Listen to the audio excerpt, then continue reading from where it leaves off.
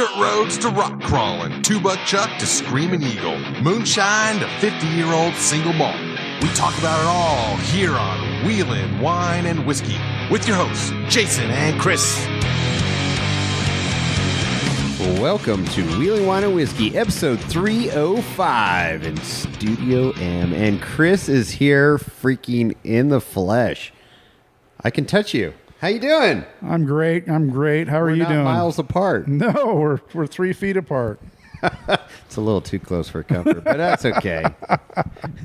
Yeah, How you been, man? How was your drive up? It was a little exciting. I drove up yesterday on Saturday afternoon late morning, and highway, there was rain in the forecast for the Bay Area, and apparently snow flurries or actual snow in the forecast for the Sierra. But I have a badass truck with badass tires on it, so it's I figured... a Dodge, though, so I was on standby to tow you out of the ditch. It's badass. It's absolutely badass.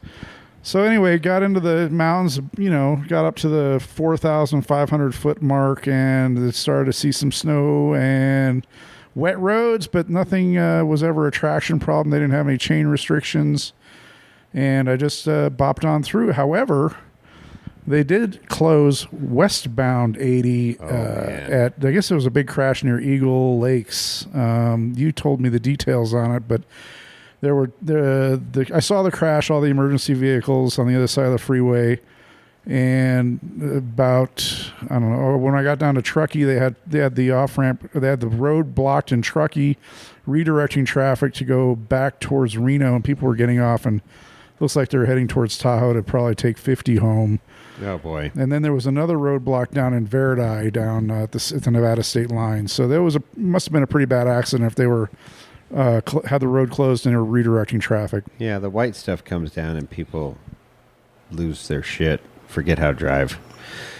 Well, good. I'm glad you made it up in the Dodge.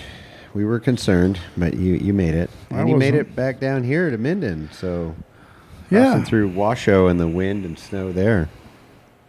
Yeah, no, it was windy in Washoe. I will say that. It's always windy in Washoe. I was getting pushed around pretty good. I'm like, what's going on here? And it's like every time there'd be a barrier on the right side of the freeway, it'd be like easy driving, and then all of a sudden the barrier done, and you get pushed over towards the line, and the divider line between the lanes. Oh yeah. I'm like, it's like, and then there was going the other direction towards Reno. There was a guy with an Arctic Fox camper that was. I was like, it's gonna be a spicy ride for you, bro. Ooh, yeah. But yeah, I mean, it's it's a mixed bag of what weather you're going to get in the Sierras. High Sierra during the spring and the shoulder seasons, as we call them. And but yeah, it's beautiful out there. I mean, you got cloud covered, kind of blanketing the mountains out there, and the hills are covered in snow. It's beautiful. Yeah, welcome to Nevada. Oh, I've seen it before. We're experiencing our third winter. So yeah, it's freaking great. Well, that's cool. Well, yeah, thanks for making the drive out. Well, it's good to have you here, and I know my whiskey collection is going to be a little bit less when you after you leave. Well, I'm going to be drinking whiskey. You already found a really good bottle. I don't know how you found that. I had that hidden. I heard it calling to me. Apparently, it said, "Chris, drink me." Well, we got a special guest in the house. This has been a long time coming, and we'll introduce that guest here shortly. So that's the tease, but. If you read the title, I'm sure you'll figure it out. But we got some voicemails to go through. Any other housekeeping we got to go through? No, I have no reviews, and I'm disappointed and heartbroken. Oh, man. We need to hear from our 4 or 5 listeners. Well, they're calling in. Oh, they're calling? They're calling. Okay, well, that's fine. Whatever form of communication you choose to use is great. But yeah, no reviews on either Apple Podcasts or the Spotify. But we love to hear from our listeners, however they decide to communicate with us, whether it's by email, voicemail, carrier pigeon, smoke signals, whatever your method is. But shout out. We love to hear from you. And Jason, you said you had some voicemails? I got some voicemails here. Let me see. I got a new phone. I got to figure out how this works. It's the same. It's an iPhone. They're all the same. Voicemail number 1. Yeah, but they change the software every 4 weeks. Okay, here we go. Boys. Nick Bailey here. Avalanche Technical Services just wrapped up 304 on the road. Heading out to work in the great Central Valley here, and at the wind chill time. So always good to get caught up on the podcast. Great to hear from you guys a couple days after Easter. Jason and Chris, appreciate everything you do. But yeah, heard that review question about Randy's comms, and one glaring error I had to straighten out was, you know, we don't mess around over at Bomber Fab. We stick with the best in the biz, and so it's all PCI radio comms. As far as the race radio itself, the intercom, helmet, and all the accessories that tie that stuff together, including the earbuds. So yeah, for the driver, wired earbuds plugged into the helmet. Co-driver Justin, we run a Bluetooth setup. So in the event that he needs to get out of the vehicle, if he's checking something out, changing a tire, running a winch line, he still has earbuds that plug in, but at the helmet connection, it's a Bluetooth module. So he can keep his helmet on and keep his comms up with Randy while he's doing what he needs to do out of the car. So that's a pretty slick setup. And then we bring it all together with a repeater. So Randy and I both co-invested in a stationary repeater that we deploy. Good old Tyler, form plates. He helps us keep that thing up and running on race week. So all a really good deal. So I guess that's about it. Back to the drive and to work here, but and Toyota suck. Thanks for doing what y'all do, keeping the airwaves and these drives exciting, and Toyota's rule. I knew he was going to say that. I don't know. I disagree. But that's cool to hear about the Bluetooth buds, and you know, I mean, I didn't know that was going on. They're definitely a little bit highfalutin and high tech. Oh, no, they geek out on it. Well, I shouldn't say they. I don't think Randy geeks out on it, but Nick does. And that's good to hear that Dustin or whoever his co-dog is has Bluetooth. So when they get out of the rig, they can still communicate of what's going on during the race. So yeah, thanks for filling in the blanks there. I wasn't. I couldn't remember if it was regular PCI. So PCI, Balmer Fab. That's cool. Good to hear from you, Nick. Thank you. And yeah, Toyota suck. All right, next one. Here we go. This is one of our good buddies here. Recognize this voice. Hey boys, Rover Don here. Let's get this straight. First, you just skip a week. No podcast, nothing. Just leave me hanging out there. Then you come back and I hear Chris is hitting the Blantons and didn't even call me. I feel like I've been shortchanged. You're just doing me wrong here. It's painful. In other news, you may have noticed over on your sister podcast, Tyler is currently shopping for new vehicles. You know what's not on his shopping list? Whoa. A Toyota. I think that's possibly because Toyotas suck. That's all I got for you. So, be sure to call me when you are hitting the Blantons. I'll be right over. Talk to you later, boys. Good old Donnie. I love Don. Absolutely love Don. And I was a party foul. I'm probably shouldn't have advertised close it. by, right? What's that? He's close to you. No, not really. Oh, I thought you went over to his shop and worked on something. No, you were going to. I was going to. Okay. But I didn't want to start the Jeep up to drive it up on the trailer and spew gasoline all over the place. Okay. All right. So, yep. Next time it's not a fuel leak, Rover Don, I'll be more than happy to come to your shop and take you up on the lift. You can take my rig up on the lift. Anyway. There you go. But I probably shouldn't have advertised that I busted out the Blantons for my birthday, but it was so effing good. And it might be a rare breed here pretty soon because hard to get. The distilleries are still drying out. That's awesome. Don. You're making up to Minden. Hit me up. But yeah, thanks for calling in. And you're right, Toyotas do suck. So here we go. Who do we got next? Oh. I recognize this number. Tom Rosa. Hey, boys. Glad to hear you're back. I was having such a rough week last week, and I was trying to figure out why. Then I heard your podcast, and I'm back to loving my wife, petting the cat, and calling my grandchildren. So I appreciate hearing your all voices again. On a side note, I was driving my XJ shitbox Shitbox. to go pick up some used fender flares.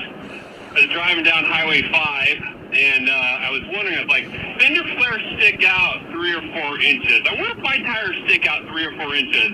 I stuck my head out the window to see, and poof, there goes my wheelin' wine and whiskey hat.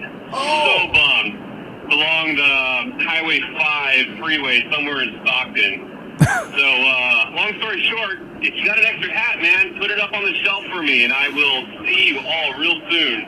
Happy trails, and Toyota suck. Well, at least a homeless person in Stockton's rocking our hat now. Oh, that's what I was thinking. I'm thinking there's some homeless guy wearing a Wheeling White Whiskey hat now. That's freaking awesome. I got another hat for you. It's going to be $49.95 plus tax. Yeah, plus and tax. Shipping. It's shipping. Maybe we'll see at an event. We can save you some money on shipping, but yeah, we'll see. We'll see, Tom. Thanks for calling in, and yeah, you're right. Toyotas suck, and yeah, you've been rocking that shit box, and you just did Rubicon, I guess. So that's pretty cool. Yeehaw. Yeah, this past weekend. So right on. All right, that's great. All right, next. I can't leave any bad reviews about Toyotas. I own one. I own a Jeep. I own a douche coupe. And I own a Dodge. And I own a Ford. So can't say bad about anything. Just wanted to give you, I talked to you, but I didn't tell you congratulations on your 300. Just listened to the last episode. You took your buggy out. But you didn't say, hey, did you put your new tires on? No. How did they work? Or are you still running those bald tires? Bald. All right, you guys have a good one. Bald is beautiful. See you on Tuesday. Bye. All right, that's Brian. No, didn't put the tires on yet. Working on that, and ran the Baldinis on Knuckle Buster. It was good, man. Buggy worked good. I was impressed. I was surprised. Didn't have any issues with the bald tires, so that was great. But yeah, we'll see you here next weekend up in Nevada. Going to do the Virginia City douche coupe ride. So that'll be cool. Yeah. Thanks for the 300th shout out. That's cool. All right, one more. One more. I don't know. I don't recognize this number. Here we go. Hey guys, it's freaking good old Cody. Cody the albino sand squirrel. I fucking Here we go. so fucked up over here. I'm screwing my own name, damn it. How the hell you guys doing? I noticed you guys were lacking in the freaking voicemail department last episode, so I thought I'd give you a call and make your lives hell for about 5 minutes, or however long this voicemail ends up being. First of all, I'm willing to congratulate you on the 300 episodes, but congratulations on that. Also, the episode after that, the one from that dude about, was it fucking Onyx or whatever. I'm thinking about getting on that shit. I don't know, can I as a random user just make or mark up my own trail or something like that? Because Yes, I got some good ass trails I found, and I got some wild ass trail names I want to throw in the fucking on the app there.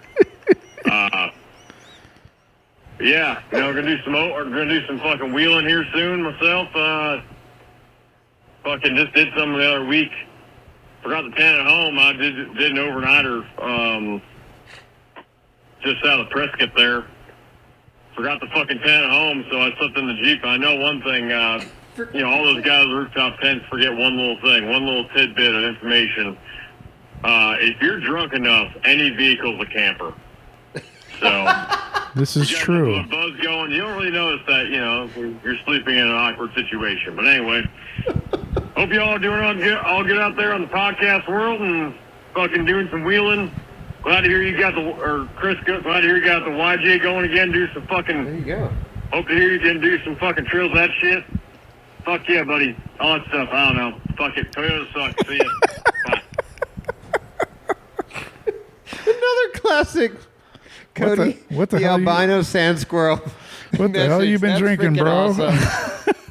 I don't even know where do we go. Oh, well, he gave you a shout out for finishing the Jeep. That's cool. No, that's shout awesome. out for the 300th. Right. How many times did he say fucking or fuck?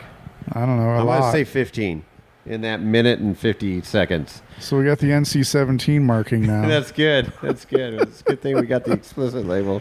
That's awesome. Always great to hear from you, Cody. And he called at 12:18 at night. So that's...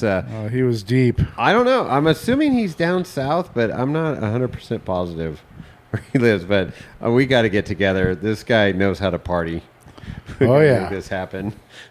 Okay, so that's it for the voicemails. Thanks, Cody, for calling in. Always a good time, always a good laugh. It's great to hear that people are still listening to the podcast because we weren't sure. Well, yeah, we did take a weren't. week off, not by choice, but it just happened. Life happens. Adulting sucks. Absolutely. I'm back working now. You're busy. It just life happened. So, what? What are you doing? You're adjusting. Am I too loud? Am I peeking, Doug? You were quiet, and then you went, so. Oh, well, that happens. I project. All right. Without further ado, we're all done with our intro and housekeeping stuff, right, Chris? I believe so. We can introduce our guest that's been sitting here patiently. Yes, in sir. Studio M. So, yeah, this has been a long time coming. We're trying to get a podcast together, and finally the stars aligned tonight where we're all here in person because we like in-person podcasts. Absolutely. The sound quality is always better. Absolutely. And you're here to run the soundboard, which helps me out because I have trouble running the soundboard and running a podcast at the same time. Well, you're a Luddite. Okay. Yeah. Anyways. All right. Without further ado, Chris from Battleborn Wheels. How you doing, man? Welcome to the podcast. Good, guys. Thanks for having me.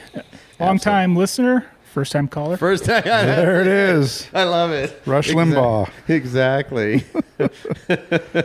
Yeah, man. So, you didn't have too long of a drive from Carson to here. And let's get into it. Yeah, I think we've been talking about getting together for a year and a half now. At least. And I'm only 10 minutes away, so right? I don't know what the wrong. holdup was. But we're here now. That's all that matters. Right. Well, now you know where I live. Your wife knows where the wine cellar is, so I'm it's sure empty. You'll be over more often It's now. empty. Yeah. First mistake. Yeah. There you go. Uh-oh. We've got to lock the doors now. Anyways, no, good to have you on. And, we're going to talk all things wheels and wheeling and all kinds of fun stuff. Oh, yeah. So. Good. Let's get into it. Yeah, where do you want to start? How did Battleborn Wheels get started? I know you were in the military. What branch of the military were you in? Yeah, so out of high school, I went into the Army National Guard. Okay. I actually thought I wanted to be a cop. And back then, 2005, they didn't let anybody be a cop, believe it or not. So walked up to the police station. They're like, yeah, no way. We're not handing a gun to some 20-year-old, right? Yeah. So I'm like, all right, well, I'll join the National Guard. I'll go military police and get some stuff on my resume. And went in the Guard, went to military police training, and quickly realized that wasn't the career path I want to go down. So thank you for that. But yeah, so spent a lot of time in the Guard. I did a total of 9 years. Saw a lot of cool stuff and did a lot of cool things and went all over the country, actually. Went to Afghanistan, Haiti, all over the U.S. Wow. The Army never sends you to anywhere cool, No. like anywhere nice, right? Like Hawaii. Actually, I did go to Hawaii. Bermuda. Yeah. Oh, you did? Okay. Yeah. So there is an Army base out there. So Fort Bradley, I think. Can't remember. But so also what was nice with the National Guard is free tuition in Nevada. Mm-hmm. So I used the hell out of that. I took every course I could take, and I took a ton of engineering courses. I never actually got my mechanical engineering degree because I didn't feel the need for it because I've always been kind of an entrepreneur anyways. But I got like the schooling, right? So I'm a really good self-learner. I like to dive deep down research and rabbit holes and stuff. So I'll teach myself things and took all the engineering that I could get out of University of Nevada, Reno, that I felt like I needed, and then just went down my own path with YouTube University and all that good stuff, right? So, but yeah, that's where I started. Okay. Also, I have a family business that I've taken over from my parents, a locksmith company. That's where I really got into working with things and using my hands, right? So making keys and working on locks, really good with that kind of meticulous, working in small tolerances, right? Yeah. So been doing that for 15 years. Wow. Yeah, whatever. Okay. I lose track of time, so it's hard to remember that. But How hard was that to pick up? Not very. It's kind of an art, right? It's a trade, yeah, and it's actually the oldest trade. If you think, it really? If you think about it, people have been locking their stuff up since they had stuff. Yeah. Right? So you got to keep people out.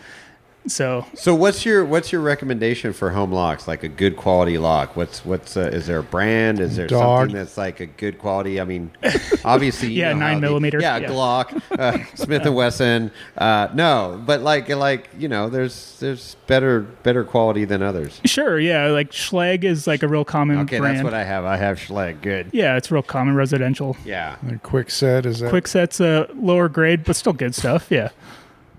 It's good for Livermore. Right. Yeah, I mean, a lock only keeps an honest person out, right? At the end of the day. Yeah, windows are a weaker link. Right, yeah, right. Yeah, windows, the windows, absolutely. Okay, well, that's cool. Yeah. Yeah, so I still own the locksmith company. I've since put somebody in as a manager, and they run that, and it's kind of Autopilot? Yeah, somewhat? autopilot, right? Yeah. Except recently. You're not hands-on every day. You don't have to babysit it. Yeah, I'm not like helping customers and doing jobs and stuff like that. I mean, more as like a like I give guidance, right, to my manager now. So yeah. Actually, I have my kid works there too now. Oh wow. He's 19. Okay. So I just hired him. Oh wow.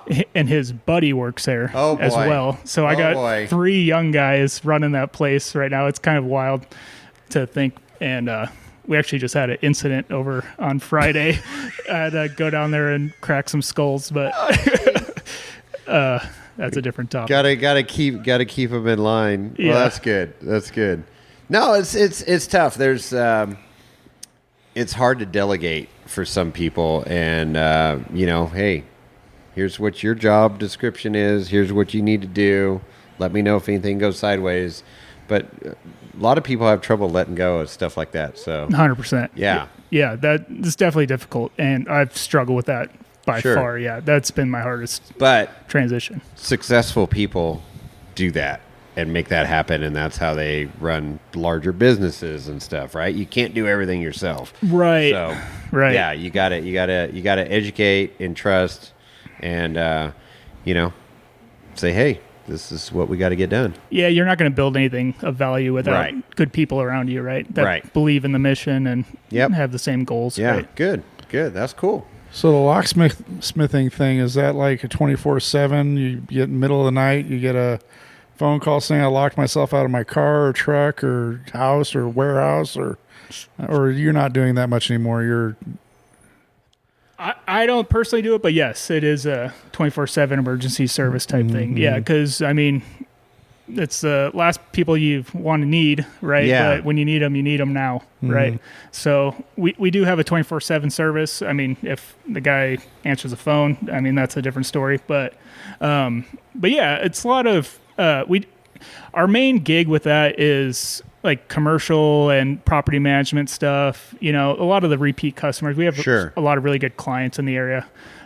We've been doing it in this area for, since 2001. So we're the only lock shop in town. What's the name of your company? So it used to be called Alpine Lock when my dad owned it.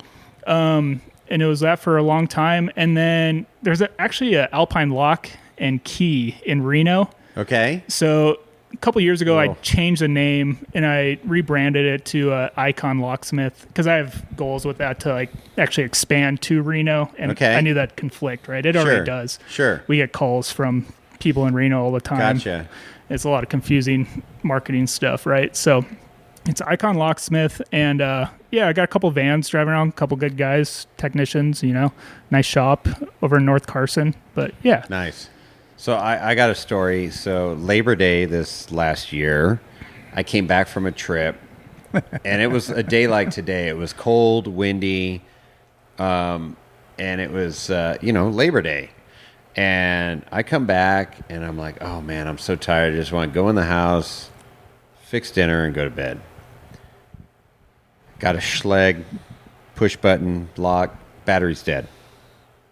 I'm like, oh, crap. And so there's obviously a key also. I didn't have the key in my truck. All my windows are locked. I'm like, am I busting a window right now to get in? Am I going to call a locksmith? How much is that going to cost on a holiday? It was like, 4:30 in the afternoon, so it wasn't like late, but it was a holiday. And I go, oh, crap. And I go, oh, I think I have a key in the other truck, which is locked outside. And I look in and I'm like, oh, yeah, the key's there. And then I'm like, okay, now I got to break into a truck to get this thing. I'm like, okay, what am I doing? I had one metal coat hanger inside my camper. No. Yeah. So I took that thing, stretched it out. We got it in the window. It went down. And I go to pull the door and it the hook on the hanger straightens out. I'm like, okay, now I got to wire this thing up. Well, I got tools in my camper and stuff, and I had the buggy with me, so I had the bag. So I get pliers and I make a loop and I put it over the loop and boom, pop the door. I'm like, sweet. Reach in, I grab the key. I'm like, oh, and I was able to unlock my door and get into my house. But I'm like, damn it, I love the keyless entry, but then when the battery goes dead, and apparently I didn't have a setting on my phone app that lets me know that the battery's going dead. Now I do. But it's cool technology, the keyless locks and stuff, but you got to have backup. You got to have that old key somewhere. Yeah. There's always a key bypass. Everybody's like, it all goes like the technology route, right? Where everything is becoming computerized and automated and stuff. But there's always going to be a key. It's always going to have some kind of mechanical entry, right? Right. So, but yeah, I mean, don't try to break into your own truck. Don't break a window. I mean, it's cheaper just to call somebody. Right. For sure. You end up doing more damage than it would have been. So what if somebody doesn't have a key? I mean, you got to make a key for that keyless lock, or how do you get it? Or is there a way to charge up the battery real quick, or stick something by it, a couple of jumper cables? How do you get in the house when you? Well, generally we would just pick the lock. Right? You would pick the lock. Right. Okay. Yeah. When you come up to a house or a car, usually you kind of evaluate like, okay, what are my points of entry? It's like if this lock's giving me trouble, I can go around the back or something. Right. There's a million ways to get into somebody's Isn't house. it crazy though? It's like being a locksmith, all the ways to get around all that stuff. But what's that tool? The scraper and the you got like rake picks. Rake pick. Yeah. Right. Yeah. There's different types of picks, like different contours and stuff. So you put pressure on it and you rake it across, and the pins they stick. I've seen videos of it, obviously, but it's fun. YouTube lock picking lawyer. I mean, that guy is really good. Really? Yeah. I mean, he's got billions of followers subscribers on YouTube, but we see it on TV shows. It's like they go up and that's like 2 seconds later they got the door open. Is it that fast? No. For like you or no? Everybody always says that when you're sitting there under pressure trying to pick a lock, and everybody's like, "Oh, it's a lot faster on TV." Well, the difference is this lock is actually locked, and we're actually doing this right now in real time. So. Right. But yeah, it is pretty fast. So it's scary fast. A lot of times people get spooked. Yeah. It is kind of, we, as the layman, I will say, the commoner, you're like, oh, I lock my door, I lock my truck, I lock whatever. And you're like, oh, yeah, it's all safe. No. That shit can get busted into so quick. Like you say, it keeps the honest people honest. Sure. Right. Well, yeah, I mean, think about you hear about cars being stolen with this new device that they can just like read your fob in your house. And do you get into any of that stuff too? Yeah, we do a lot of the new cars. That's actually been a big transition with the business. That is a majority of what we do at our lock shop is just making spare keys for these newer trucks and newer cars. All the transponder keys, I mean, they're super expensive to take to the dealer. Yeah. I mean, god dang, they're charging $500, $800. Yeah. I had some guy with a Jaguar. I was like, oh, it's $2,000 to get a spare key. Oh, a Jaguar. my gosh. Yeah, it's insane. So Pay to obviously play. we can. I'll charge you $1,800. Obviously we can. Yeah, right. Yeah. Oh, in that case, yeah. Yeah. I'll save you $200. Obviously we can undercut the dealer because we don't have the overhead Sure. as they do. But yeah, so that's been a huge part of the business for sure. Yeah, the technology into things, right? Yeah. Oh, that's crazy. Yeah. Wow. Yeah, it's a cool art. That's interesting. So there you go. So anybody in the valley here, Icon. Icon Locksmith. There you go. Icon Locksmith. But we didn't bring you here to talk about locks and locksmithing. What? We got to talk more about keys and stuff. No, we're going to talk about wheels. That's off-roading. You have a key on your Jeep. Yeah, we make Jeep keys. Yeah, Jeep keys. I don't need a key for my Jeep. I need wheels for my Jeep. So how'd you get into the whole wheel thing? Yeah, it's kind of a loaded story. I mean, so we started in 2015, believe it or not. Everybody thinks we kind of just started, but yeah, 2015. So 10 years ago. Yeah, just over 10 years. Yeah. Well, no, I'm going to hit 10 years in June. That was when I started the LLC. We'll call it 10 years. We're almost there. Let's round up. Month and a so away. But it was actually, I started the LLC under Battleborn 4x4. Okay. So my original intention was, I was doing the lock work stuff, and that's a service business, right? It's a service industry. Customer service with that side, and just being, I was burnt out, to be honest, right? So I was just burnt out with the lock stuff. So I'm like, all right, I want to do something that is more scalable and with a product side, and also hit this passion that I had for off-road, right? So I've always been super into Jeeps and off-roading, right? So when I first got my license, my dad bought me a 1973 Chevy Nova. Nice. Okay, so thing was super mint. Got it for like $4,500. Those are great off-road. Yeah. Had some slot mags on it. Yeah. Great car, though. So I started with that Chevy Nova, and I was into tinkering and messing with it, right? So I bought like an Edelbrock Performer kit, right? Sure. Like the cam and lifters, the intake, and the carburetor, right? As a kid, I got from Summit. I'm working at Subway or whatever at the time. Yeah. Spent all my money, bought this kit, had my uncle help me put it on. I take it out, and it ran worse. Oh, no. Yeah, it's Chevy 350, and I don't know what I'm doing. I'm 16 years old. And I'm like, God dang. So I'm like modifying this Nova. I'm cutting the exhaust off with a Sawzall like every 16-year-old does, right? Put glass packs on it. Sure.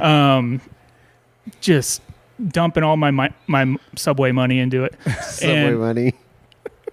It was fun, but a Chevy Nova muscle car doesn't do well in the wintertime around here, right? We're in the mountains. Yeah. We're at 5,500 feet. Yeah. So I was like, all right, well, I need to get like a 4-wheel drive. So I came across this, doing the locksmithing. We would do work at car lots, and we actually were doing work at a repo lot for like the credit union.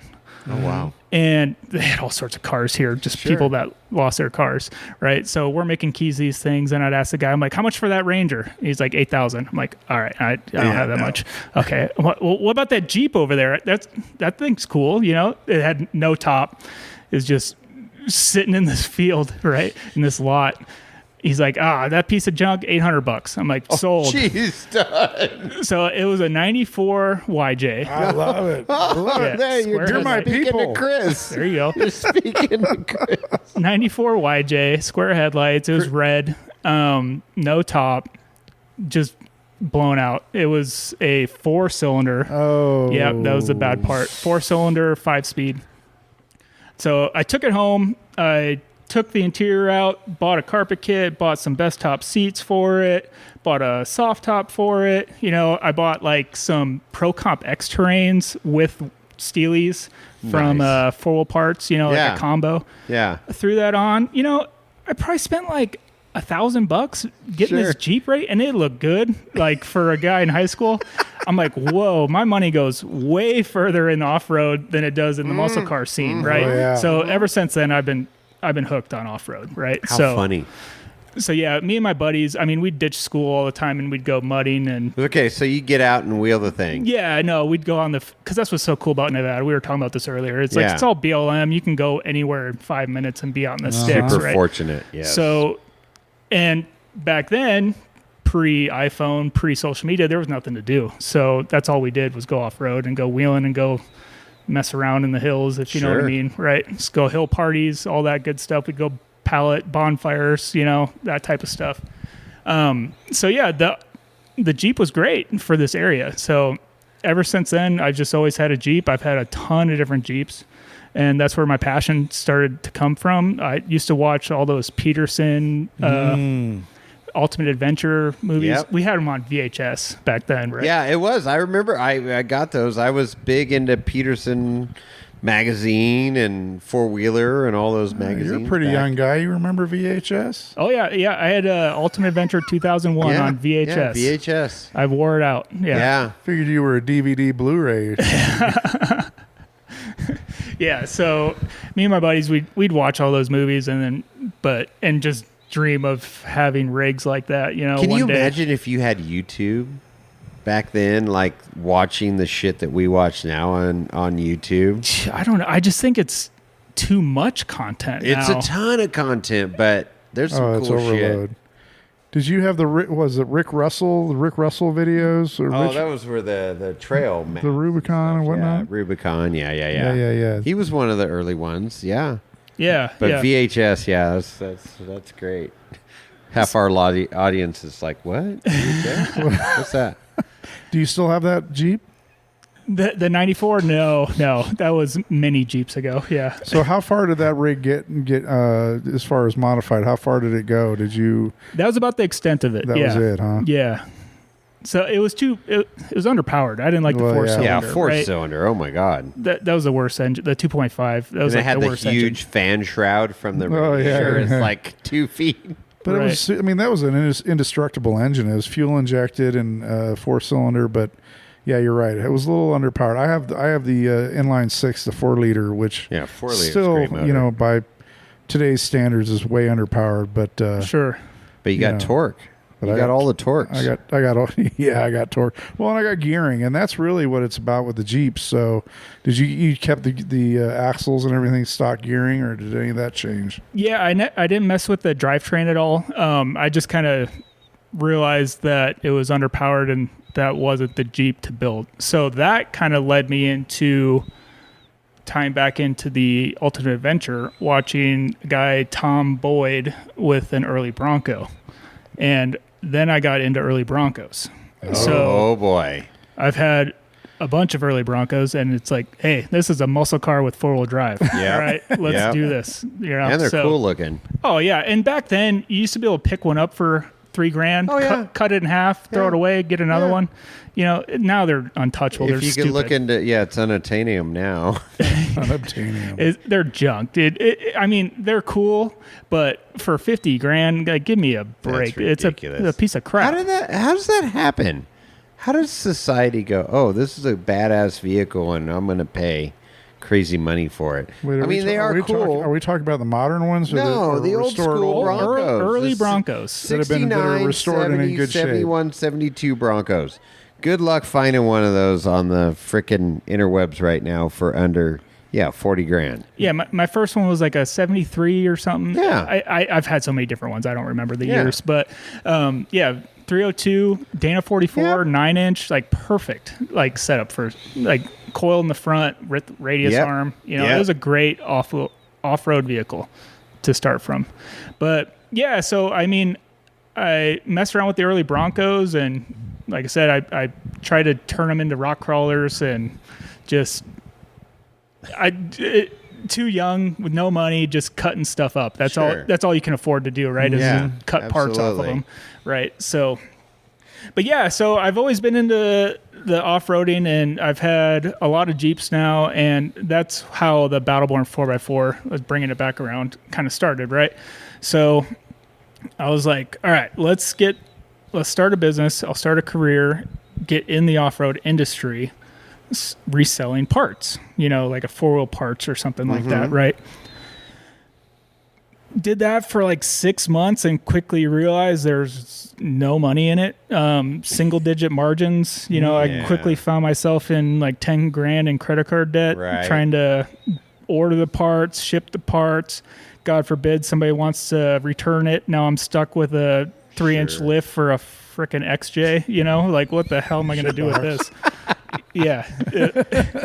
So I messed around with that for a little while, and then I was like, all right, I got to get my own product. I got to have something with some margin, right? So I was working on then I had like a Willys rock crawler, right, that I'd custom built. I went and found a 1942 tub Willys. Wow. It was actually a Ford GPW. Oh shit! Tub, real rare. In Gardnerville. Guy wanted like $400 or trades. I'm like, well, hey, I have this Glock that I hate. Do you want to trade for it? He's like, yeah. All right. So I traded a Glock for I don't like Glocks either. No, it was terrible. I was like, plastic gun. I got to try this thing. I'm like, instantly hated it. Yeah. So I was like, get rid of this. Get something I could use. You're right. I get the Willys tub. How funny, trading a gun for a Jeep. Yeah. So, yeah, no paperwork was done. Right. It's like the Wild West, trading a gun for a horse. Exactly. That's good shit. Right. I love the barter system. Yeah. So I built a frame in my garage for it. Found some specs on Pirate 4x4, some rough dimensions. Built a tube box frame for it. Nice. Went straight to links and 14 bolt Dana 60. Oh boy. 40 or 37s at that time. But fully built that rig out and just beat the hell out of it. What year is this roughly? This was like 2015. Okay, 2015. Okay. Like around when I was starting. So right when you were starting. Yeah. Okay. I probably had the rig for a year or two before I started Battleborn 4x4. All right. Okay, so I had a bunch of buddies. I still have a bunch of buddies, but yeah. I had a bunch of buddies. Yeah, I had a bunch of Then friends. I started wheeling. No, we'd go to the local off-road areas like Prison Hill. I don't know if you guys have ever been in this area, yeah. But Prison Hill is amazing. It's right down the street from my house. It's like world-class rock crawling sections out there. Like we would just go water stuff up and get rip-roaring drunk all night long and just have fun. Yeah, have a good time. Yeah. Right? So that was what I was into. That's where I came from. Like, so that super niche, like extreme rock crawling, like that's just what we were doing. You know, we'd go to Rubicon all the time and just have a good time, right? Sure. Moon rocks, all that. Yeah. So, Fordyce? Yep, Fordyce. I've been there a couple times. Don't really remember it, but been there. Yeah. Oh, dude. Fordyce is my favorite trail. Wow. But so yeah, back to what I was saying is like selling the parts, trying to build a business in this industry. It was hard, right? Right. There's a lot of competition. Well, I mean, you had at that point you had Summit, Quadratech, 4-wheel parts. You know, and then there was Acme, which was part of Quadratech, or I mean, there were obviously the magazine. Yeah, a lot of big players in the game. Big players. Master wholesalers. Master wholesalers. Yeah. So they get huge discounts. They buy in bulk. You know, you can't compete, right? Because they can just undercut everything. So yeah, the whole industry is weird. They're just. Everything's just driving the price down to where there's no money being made. It's really bizarre. But anyway, so I was racking my brain trying to figure out a product I could bring to the market, right? So I'm in my shop. I ordered some wheels for my Willys. So I ordered some nice like aluminum beadlock ATX chamber Pro 2s or something like that. I'm like, sick. All right, finally, I got some nice wheels for my rig because I had like DIY beadlocks on them, right? That I weld together myself. Oh yeah. You know, I'm putting these nice wheels on. I'm like, okay, this is cool. And I went to go throw the box away. It says "Made in Taiwan" on the bottom.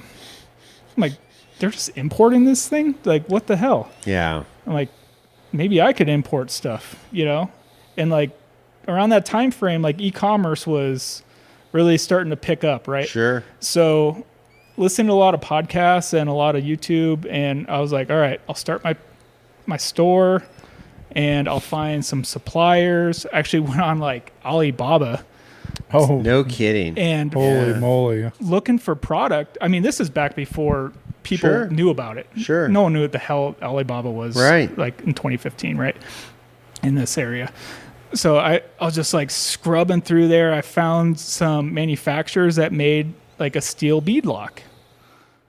And I was like, holy crap, if I buy this steel beadlock for this much, I can sell it for this much. That's a good deal. You know, all right. let's do this. Let's make a wheel company. I didn't know anything about a wheel. Really? Like I don't know what the hell. I didn't know what the hell I was doing. Like it was just so much ignorance. But I like look back at it now and just think like, what the hell was I doing? How did this like, work I can't out? Yeah. imagine. Throwing darts. So yeah. So I had a little bit of a following on Instagram at the time, and I kind of just put it out there. I was like, hey, I'm gonna do a pre-order. If anybody wants these steel beadlocks for $150 a wheel, who's down? Hell yeah. I got like 100 people Holy crap. to give me money, Yeah. and I put an order into China to import these wheels, and then waited 4 months. Oh boy. And I was like, holy shit. I got like 30, 40 grand out, Right. of other people's money, plus my money to order extra inventory. Yeah. And I'm just like, sleepless nights, just like, what am I doing? Did I get ripped off? Did I just rip all these people off? Like, Yeah. holy crap. Yeah. Wheels showed up. It wasn't scrap metal, fortunately. Good. The wheels did show up, and they were good Winning. wheels. And Okay. I got everybody their product. And They weren't square. and then I just kept rolling it into more and more containers, right? So I'd get more wheels, sell the wheels, roll it into another container, and I'd just kind of start building up my inventory like that, right? Okay. While building the brand at the same time. Sure. So it turned into Battleborn wheels. Okay, I was going to say, you were Battle Boy 4x4 at the Right. beginning, and then you rolled it into Battleborn. Yeah, wheels. and that's how Okay. Battleborn wheels started. Okay. Right. So did that for about 5 years. I had a couple different wheels that we were just importing and turning and burning. It was going okay. We weren't getting rich or anything, Sure. but I'm like, this is cool. Kept the lights on. Yeah, this is cool. I got a shop space, I making a little bit of money, a little cash, but nothing crazy. And then COVID hit. Ooh. And importing Fucking got very COVID. difficult Yeah. and very expensive. Yeah. Yeah. So realized my supply chain was very fragile, and you can't get stuff made here. It's very difficult to bring that supply chain here to the U.S. Sure. So I sat down. My whole supply chain fell apart. Oh, so boy. I had to find new manufacturers and this and that, right? I had a couple wheels that we were selling that I had to discontinue because we couldn't get them anymore. Oh, wow. And it would cost, pre-COVID, it'd cost maybe $4,500 to import a container, ocean freight. It went to $25,000. Oh, my God. Yeah. What? That's Yep. crazy. Wait. Repeat. So 4,500 to 25,000. Yes. So it was $4,500 to import a container pre-COVID. I can't even. That's like. What was the justification for that? I mean, my God. It was Like quarantine or something, or container boat space. I don't. Every that's every ridiculous. company in the country is trying to import their product that they can't Yeah. get. So Price went up. Supply and demand. Supply demand. Supply right? and there's just demand. no way for you to make money at that point. No. It just really started eating into the profit. Not to mention, in Trump's first term, he implemented the tariffs, right? So it was 25% tariffs in 2018. What year was that? Let's see. Trump's first term. Yeah, that would be Well, 2016 to 2020. 2020. Yeah. Yeah, so he was just right there in 2020, Because right? Biden came on in 21. Yeah, Right. that's when shit went to shit. But anyways, okay. So yeah, he put 25% tariffs on China. So everything that comes in, say I have a container of wheels for $100,000, I pay $125,000 now for the container to come in. Not to mention ocean freight and import fees and duties, Sure. all that stuff, right? So it hurts, but it still works, right? Okay. Because the product's so affordable Okay. to get it from China. Okay. Okay, so then on top of it, with COVID, the shipping fees and everything, it just made it so goofy. I'm like, okay, I gotta reevaluate, right? So Gotta reset. this is a good opportunity to pivot. I'm like, how do I make a wheel? How do I Right. make this thing here? What do I do? Like, what is going on with manufacturing in this country? First of all, like, Sure. why can't I find a foundry to make the product in this country? Okay. You know, so I was like, all right, well, let's work backwards.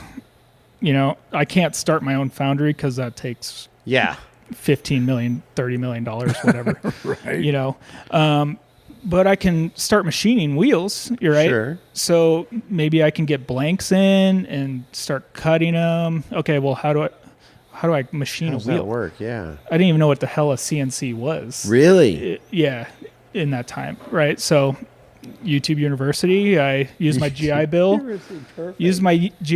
Took some courses at the local community college for machining. You know, got my beak wet with that, and dude, I landed a brand new Haas CNC in my shop space without ever working in a machine shop. Really?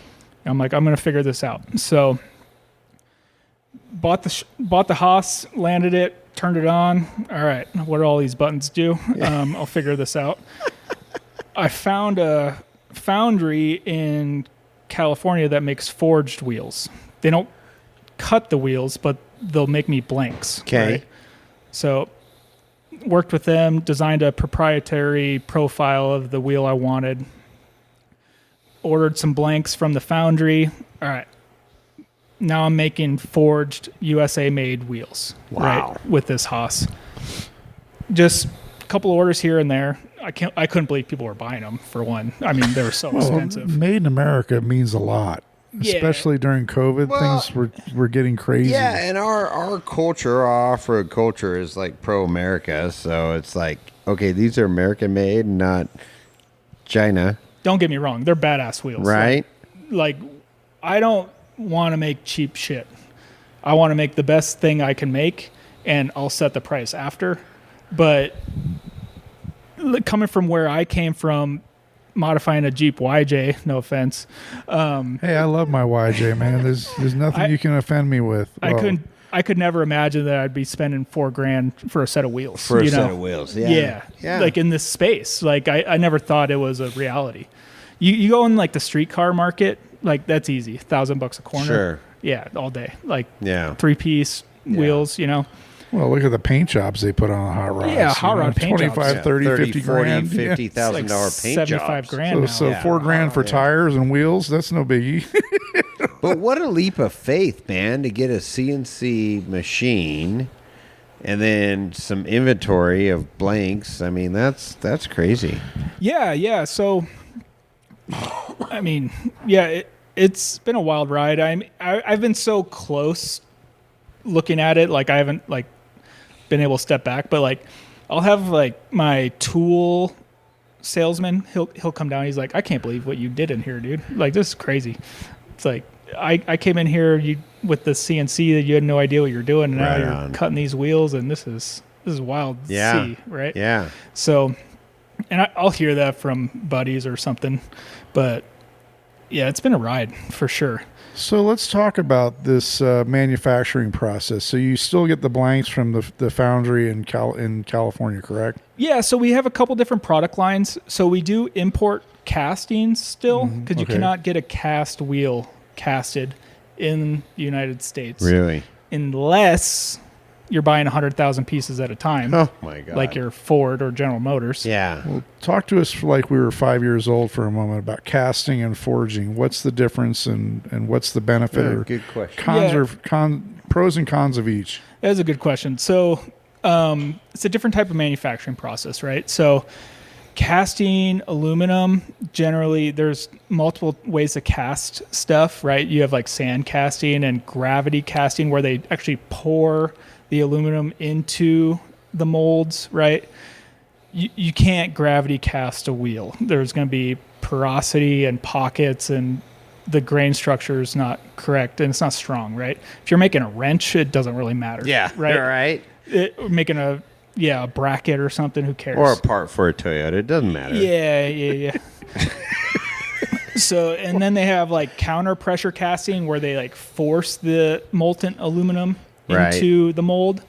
And then what we use is flow formed aluminum. It's a like a spin cast type forming process where they cast like a donut shape and then they heat it and spin it, and there's dies and rollers that pull the aluminum into the wheel structure over the mold. And what that does, it creates a straight grain of the aluminum, right? So it's much stronger. You can make it a little lighter. But yeah, the casting is good at volume. You can do a lot of them. Sure. Right. It's a lot more initial up front because you're making these different molds and you have these different types of machines, but you can make a lot of wheels out of cast mold, right? So then you get to forging, which is superior. It's just more expensive, right? So they're taking like a solid chunk of like 6061 series aluminum. Sure. It's like you'll see like giant tubes, giant cylinders of billet, right? They'll lop off like 10 inches or so and just beat the hell out of it into shape, right? And it's just pulling and pressing it and compressing and just forming it around the mold of the wheel. Wow. Right. And that's how they get a forged aluminum wheel. Wow. Oh, that's cool. Giant hammer ton. Absolutely. Press. Yeah. I still need to go down. Yeah, I still need to go down to the foundry and really actually watch it in action. But yeah, it's pretty neat. So they're compressing and molding this wheel as opposed to pouring molten aluminum into a mold. Right. Yeah. That's a big difference. And it's billet. It's 6061 versus like a A356. Sure. It's just different types of metallurgy that they use. It is incredible, the whole metallurgy of the whole thing of like strengths. Oh, I mean, it gets crazy in depth. Yeah, I got a C in that class. Yeah, I got a C in that class. So I mean, I don't know. We don't know. I mean, we're just Luddites. I mean, it's just don't say we to think about. The metallurgy, the forging, the pounding with hammers, and the quenching. I mean, all that stuff. Whether it's look water, at you with quenching. Where'd you get that? Water quenching, oil quenching. What kind of oil you're using? I mean, and how it affects the structure of the steel or the aluminum in this case. So, yeah, I mean, there's a lot going on here, and our listeners want to know. I mean, what sets your wheels apart, and what makes them so much better? Well, yeah. So, I mean, we are in that niche of extreme off-road use, right? So, are there other off-road brands? Yes, of course. It's a very crowded market. But 9 out of 10 of them are importing everything, and they're owned by private equity. So I'm sure you've all heard the Hoonigan bankruptcy stuff, So these private equity companies, they go around, they buy up good companies and just pull all the money out of them and just leverage them the hell out until they bankrupt them, and they started under a different name, and I don't know how it's legal, but they just keep operating. But yeah, it's just they're just milking it, for every penny they can get out of money factories. Yeah.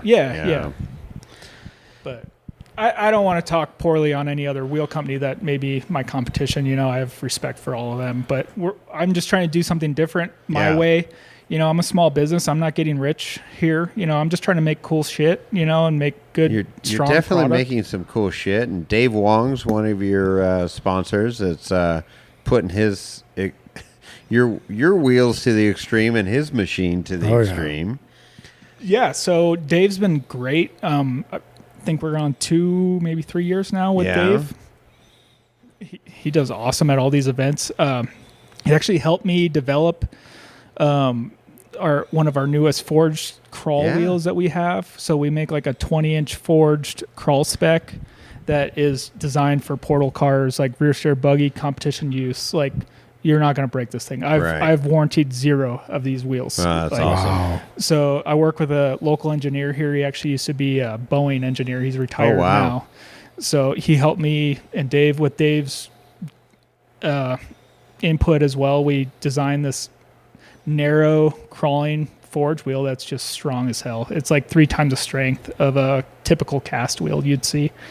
Yeah, and those, I mean, most of our listeners know, but that extreme rock crawling at that level where Dave's at, I mean, they're filling their wheels with lead and water, so you got all that additional weight plus the weight of the tire. I mean, there's I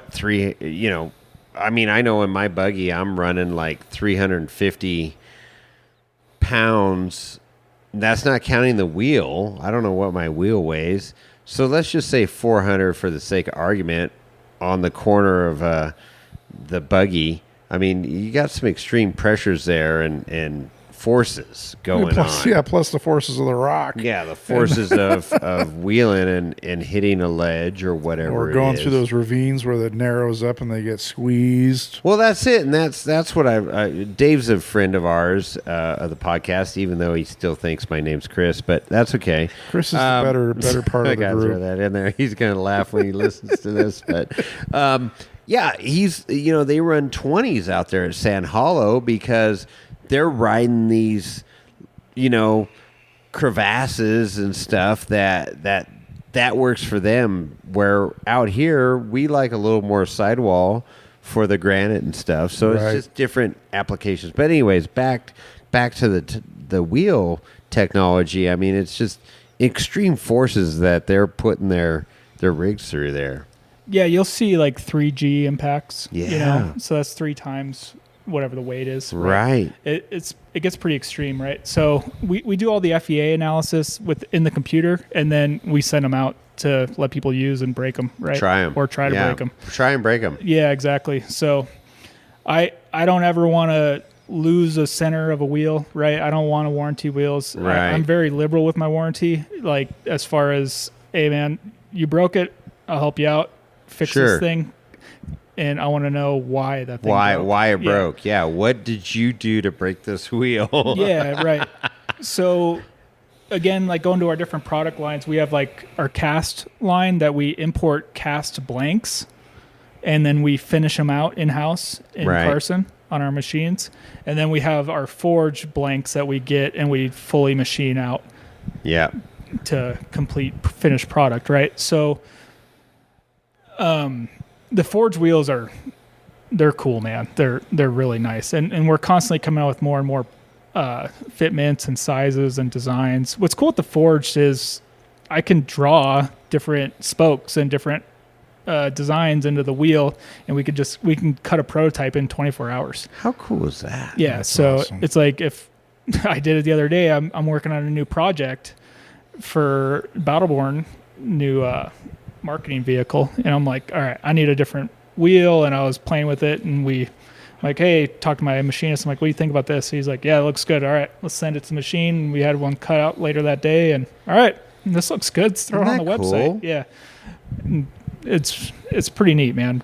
I like that, being able to reiterate and innovate as quickly as I can think of new things to come out with. Right. Wow. So how long does it take to cut a wheel? Depending on the wheel, about an hour. Really? Yeah.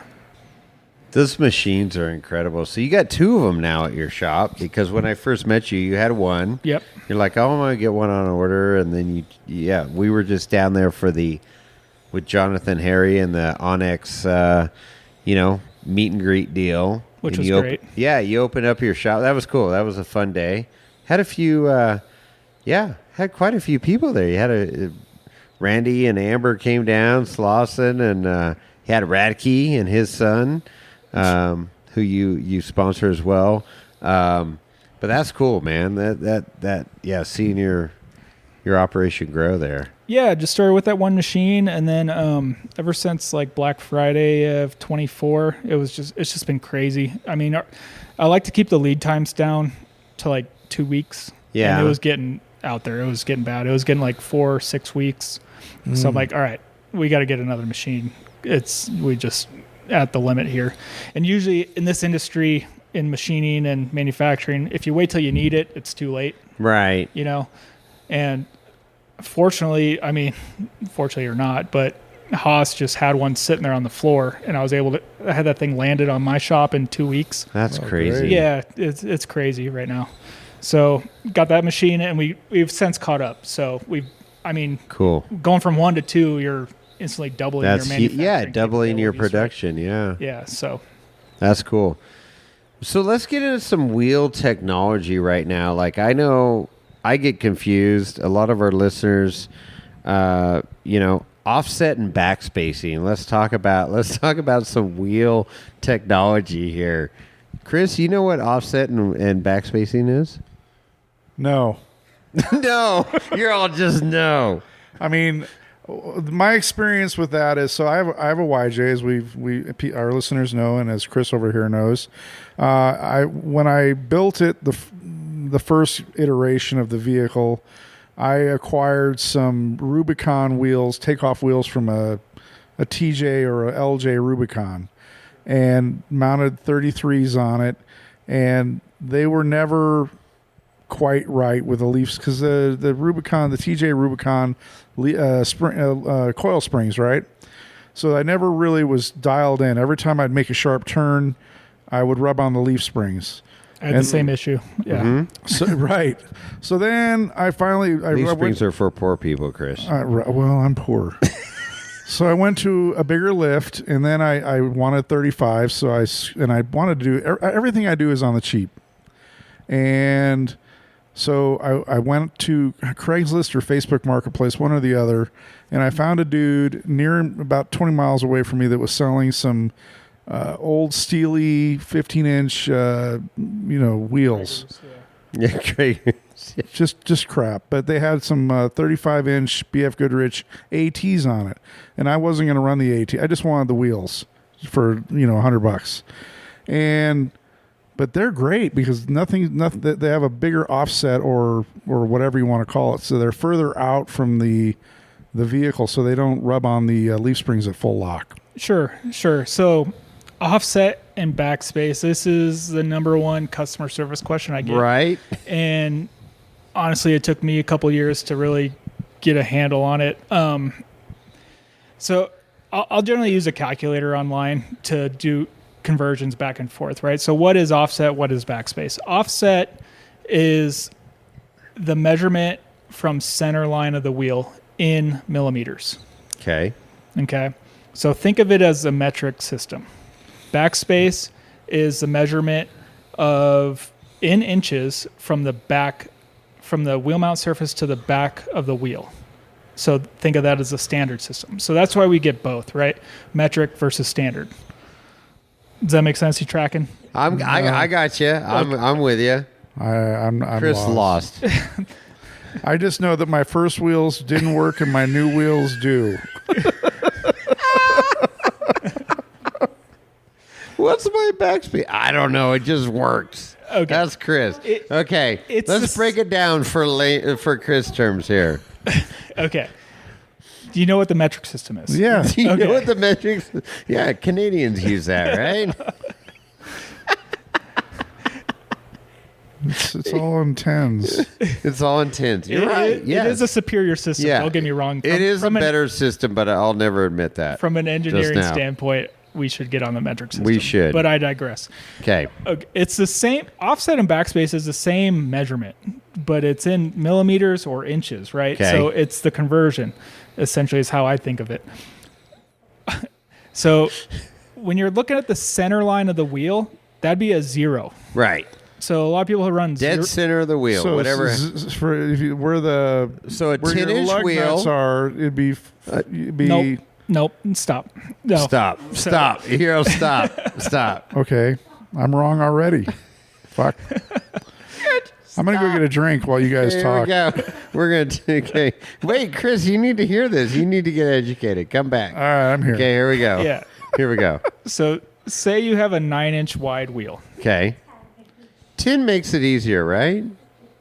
No, I don't sell any 10s. Okay, So let's 9-inch. Let's do 9s. 9-inch. All right. So I wish I had a 9-inch. Wow. a 0 offset is right in the middle of that wheel. That's where your wheel mount 4.5. You would think that. You would think 4.5, right, Chris? That's what I would have thought. But it's actually 5. It's 5-inch backspace. Is the center of a 9-inch wheel. Towards the outside or towards the inside? Because you're measuring it from a different part of the wheel. Holy so, shit. I know. You're mind blown right now. Chris This is why I see smoke coming out. This is why it's so confusing. Okay, here we go. Educate us. Do you know how to measure backspace? No, No, apparently not. You've never measured backspace on a wheel? I haven't. Okay, so you have your wheel, and you run a straight edge on the back of the wheel, on the back lip, right? Got it.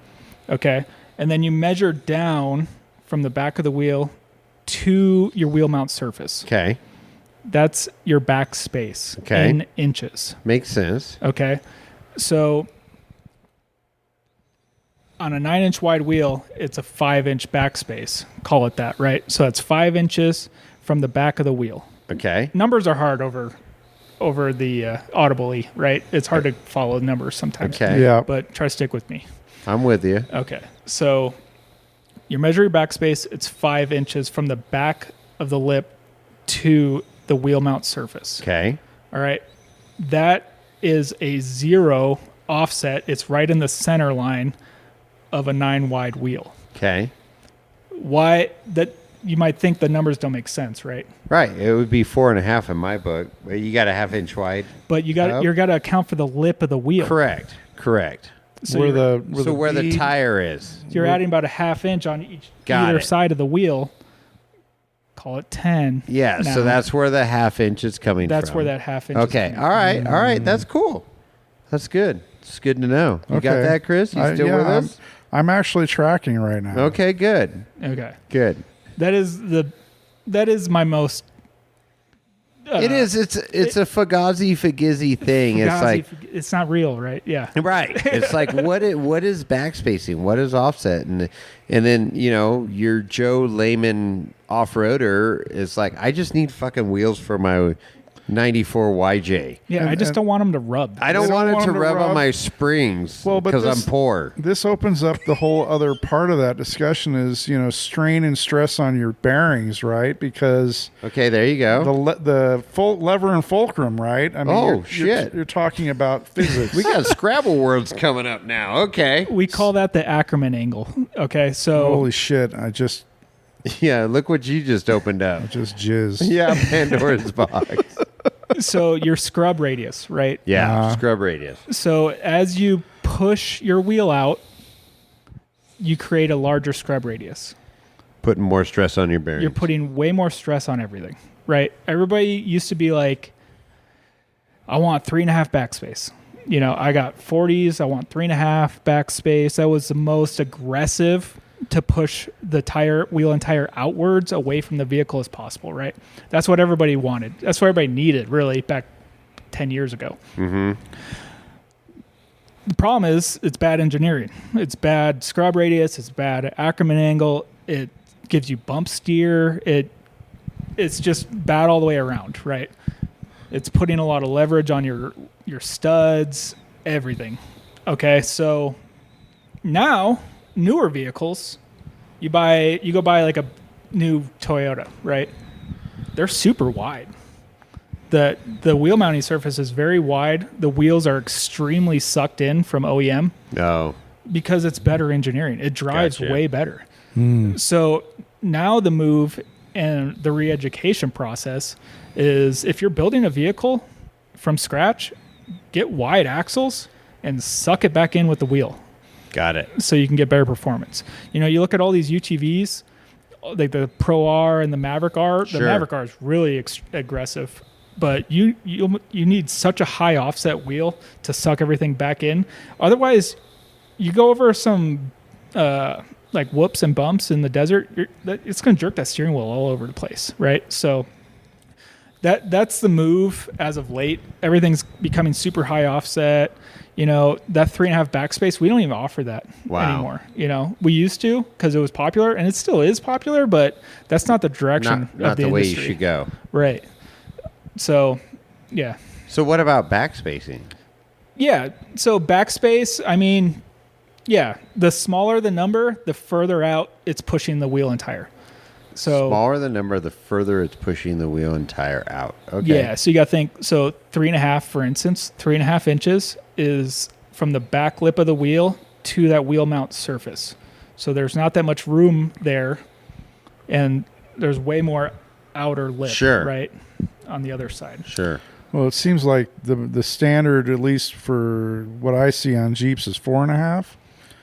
That's definitely really common, especially in our industry. People putting bigger wheels and bigger tires on their Jeeps. Like you get like a new JL, even you want to put some 37s on it, 4.5. Yeah, for sure. Mm-hmm. Yeah. But it is hanging out there a little bit, you know. Yeah, I mean, I really like the way my Jeep drives right now. The only thing that really bothers me is it does have some pretty severe bump steer on it. And I used to, last year I took it for a drive before the fuel leak to go pick up some wine at one of my wineries. And man, Use my Jeep to pick up wine. I was driving down this street, and I was like, every little undulation, I was like, holy shit. Sure. So I don't know if I need an alignment or if something's seriously wrong with something else or what, but I'm not sure wheels are going to fix it at this point. You should put some JK axles under it. Oh, there you go. There you go. Ding, ding, ding, ding. No, you can pick those up on Facebook Marketplace Yeah, for a because couple people are grand. upgrading. Yeah. That'd be good. Right. JK axles under good like a call. YJ or a TJ. Yeah. Yeah. Because they're like 65 wide. You're gaining all that track width. And then suck the wheels in again. Yeah. And That'd be cool. right on. Cool. There you go. Well, you learn. We learned some great stuff tonight. One of the things. Are we done talking about offset and? I got a pretty Back good spacing. understanding of it now. Okay. I don't think I could start a wheel company, but I got at least if somebody asked me, I could answer it correctly. You know where to send them. I know where to go. Call Chris at Battleborn Wheels. So what I want to kind of get into also was you mentioned earlier about building wheels and then sending them out to be tested and run by users or maybe beta testers, if you will. What do you do for QC? Do you like test to fail in the shop, or do you send out to a lab or anything like that? Yeah, so there's wheel testing facilities in the country, and it's pretty expensive actually. So we'll send a couple wheels on tires, with like a minimum tire and a maximum tire, and they'll run them through their radial testing and their I forget all the terminology, but they'll run it through the paces to make sure they're like DOT approved and stuff, right? That's cool. So and then a lot of the foundries have all the paperwork too, and they do all the testing there, right? So Sure. as long as you have a good foundry, right? Mm-hmm. Oh, again, working overseas, who Right. knows, right? You got to go check the foundry out to be sure. So, but I build my stuff overkill anyways, right? So I sent my stuff to a lab, our cast wheel, and I wanted it set for like a 4,000 pound load rating, right? So I could sell to HD truck market, because everybody that's got a rock crawler has a 1 ton truck Right. or a 3/4 ton truck, right? So there's a lot of crossover there. Sent this wheel out, and they came back to me. They're like, "This wheel is so overkill. Like, what are you doing?" over there?" Well, throttle back. Yeah, tone it down a little bit, right? I'm like, no, I need this thing to hold up, right, to the abuse that we're putting them through. That's cool. So people don't understand. It's like, no, like people are falling off waterfalls, like Right. with their vehicles. Like, Right. Oh, I yeah. need wheels to hold up. Yeah. Right. And So- people are overloaded in their trucks. and people overload With their a trucks. cab over camper and 16 cases of whiskey and stuff in the back. Yeah, and wine. Jason Green. So that's cool. That's good to know. Rolling So bar. how with this modern? Let's bring it to 2025 April here. Our president with all these tariffs. How is that affecting you guys? Yeah, that's a sore subject right now.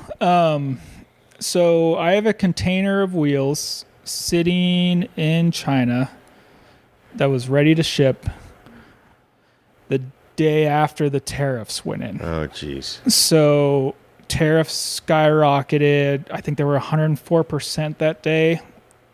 So think about it. $100,000 container, Yep. 104%. Percent. Okay, Let's do 208,000. some math. Yeah. $208,000 for a container Right. of wheels that should be 100,000. The math doesn't math anymore. No. You're right? not gonna. You're not gonna make any money off that. Not losing money. I'm definitely not making money. Right. Though. So told him pause it, hold on, pump the brakes. let's let this flesh out and see what happens. Now, yeah, again, it's almost end of April now. There's a lot of talk about the tariffs coming down soon. Well, Trump and Xi talked. Yeah, but that's all I know. Okay. Oh, I was going to say, and that's all I know. What'd they say? I think, that's the real. I think a lot of people are losing this. They're losing their minds, but this is the diplomacy that's happening right now. Is they're throwing down the gauntlet, both sides, and then they come together and they talk. Let's figure out middle ground. Exactly. I mean, you had Zelensky and Trump talking at the Vatican which was weird to me, the Pope's funeral. But I mean, I think things are going to settle down. It's just, everything's extreme right now, and hopefully things will settle down. Yeah, I didn't read Art of the Deal, but maybe I should. But I think you kind of ask for book. Ridiculousness and then settle on something that you actually want, right? Mm-hmm. The basis of Art of the Deal is both parties walk away happy. Exactly. And how do you get there? You both really good negotiators, shoot for the moon knowing that that's not going to happen. So where I want to be is here. I'm going to shoot for here and get back to here where I want to be. And when you get two really good negotiators negotiating, that's when shit gets dicey. But it's interesting times. I like the shakeup that's going on, but you hear about a small business like yourself trying to make a living, and tariffs put a big fucking binder on your operation. Yeah. Don't get me wrong. I love American manufacturing, right? And I wish I could call a U.S. foundry right now and spend my money with them, right? But they're not there. Yeah. And even if somebody wanted to start one today, it'd take 5 years, right? So this stuff isn't going to get sorted out in a month. Sure. But what it does is it gets everybody thinking like, okay, China's not the future. Like we can't make stuff over there. They make the stuff, but we need to figure this out, right? Yeah. And I'm 100% on board with that, right? Mm-hmm. So fortunately, we do make forged USA-made wheels, so we can continue business as usual in that aspect. But our cast line, it's kind of in the air right now. Like, it's on pause. So, and I'm sure we'll come out on the other side, be fine. But, yeah, it's new supply chains. It's all that goes along with it. It's expensive. Sure. Yeah, it's gonna be a few months. Who knows? Maybe a year or two. But it will come out in the laundry, and hopefully some negotiations get worked out. But it's cool that you can pivot and you got the options. Working that forged wheel market. Sure. I've already been hit up by other companies like asking if I'd make them wheels. Right? Really? So, I mean, there's definitely something for that. It's just the hard part is the cost, right? Yeah. It's just expensive to make stuff here, and I don't know. It's like, do you want to buy some junk and get it on your truck? Yeah. Or are you keeping this truck for a long time and you want something that's going to last you the life of your truck? Well, that's where it's kind of the line is, in my opinion. Yeah, for sure. And I think a lot of our listeners and our community in general, they know quality. They're willing to spend money on quality, and because they're in it to win it, so to speak. You know, I mean, that's our lifestyle. That's what we do. We spend a lot of money to go slow. Well, the reality is we do spend a lot of money to go slow, but we're also all about reliability. And, having, a stupid failure like a wheel break while you're, in the deep back country in the middle of nowhere. And then things have changed a little bit. I mean, hopefully, I know with the guys with buggies and bigger rigs with much bigger tires, a lot of guys aren't carrying spare tires anymore. So no, the option of failure right now is it's not an option. So spending money on a better winch, spending money on a better drive line, better axles, of course, better wheels and tires. Buy once, cry once. Exactly. So that's kind of the theme we talk about on the show quite a bit. And it's important because you don't want to be 25 miles on, Doozy Ersham Trail or whatever and have a wheel break and not have a spare, and you're kind of screwed. Yeah. 100%. And I can't believe like the rigs that are coming out these days now, like the rear steer cars that people are spending money on. It's insane. People are spending $250,000 on a rock crawler. Yeah. It's insane. Yeah. Yeah. It is. It is insane, but it's cool. I love it. Don't get me. Yeah, it's cool. I know. No, sure. it doesn't. It's just. It is. But it's funny. It's. I mean, first world problems. You got a rock crawler, but it's interesting to see that. We talk about passion a lot here, or whatever you're into, but our group's into rock crawling, and it's like. Yeah, I work my ass off during the week. I want to get in my rock buggy, whatever it is, and go out and have fun over the weekend. I don't want to work on the shit. I don't want to worry about shit falling apart, whatever it may be. And there's obviously different levels of that. You can take your Toyota, shit box and go out there and have a good time too. Or you could take your, $250,000 rear steer buggy and go have fun too. So it's just it's interesting, all the different aspects, but it's cool. You're getting a name now. Your name's been out there, and from my side of the spectrum, it's like Battleborn wheels.